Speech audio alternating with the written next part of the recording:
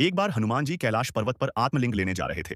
तभी रास्ते में नंदी जी एक घायल कोढ़ी का रूप बनाकर उनकी परीक्षा लेने के उद्देश्य से एक स्थान में बैठ गए। तब जैसे ही हनुमान जी ने उन्हें देखा तो उन्होंने उनको जड़ी बूटी लगाई और ठीक कर दिया।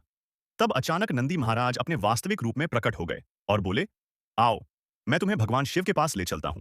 लेकिन तभी दूसरे नंदी प्रकट हो गए और कहने लगे, यह तुम्हें धोखा दे रहा है।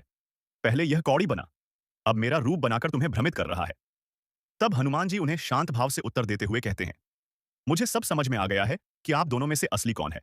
तब पहले वाले नंदी जी हैरान होकर कहते हैं, तो फिर इस मायावी को अभी समाप्त कर दो। तब हनुमान जी कहते हैं कि पहले मैं कैलाश पर्वत के 3 परिक्रमा लगाऊंगा और आप दोनों को भी मेरे साथ 3 परिक्रमा लगाने होंगे। और आपको यह वचन देना होगा कि परिक्रमा 3 से ज्यादा या कम नहीं होना चाहिए। जिसके बाद सभी परिक्रमा करने लगते हैं। तब एक परिक्रमा करने के बाद नंदी जी सोचने लगते हैं कि हम दोनों का रूप तो एक ही है और हम दोनों की एक ही फेरी में 2 परिक्रमा हो चुकी है। अब एक और परिक्रमा लगाते हैं तो 4 परिक्रमा हो जाएगी और वचन टूट जाएगा।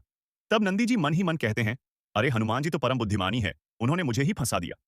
तब नंदी जी हनुमान जी से कहते हैं, मैं तो आपकी परीक्षा लेने आया था, पर असल में तो आपने मेरी ही परीक्षा ले ली। अब मैं समझ गया, आपको तो कोई भी माया परास्त नहीं कर सकती। जिसके बाद हनुमान जी और नंदी जी अपनी अंतिम परिक्रमा पूर्ण करते हैं। दोस्तों, अगर आपको वीडियो अच्छी लगी हो और हनुमान जी सच्चे भक्त हो तो वीडियो को लाइक और चैनल को सब्सक्राइब जरूर किया।